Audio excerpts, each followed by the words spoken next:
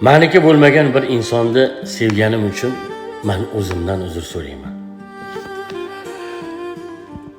Uni juda sog'inaman, ammo meniki emas. Undan uzoq turishga majburman. Uzoqdaman, ammo uzoq turarkan yuragim yonyapti. Yaqiniga boray desam, meniki emas, u boshqaniki. Chunki aslo meniki bo'lmagan birini sevish bu o'zimga nisbatan juda katta ahmoqlik. Yoniga borgin keladi.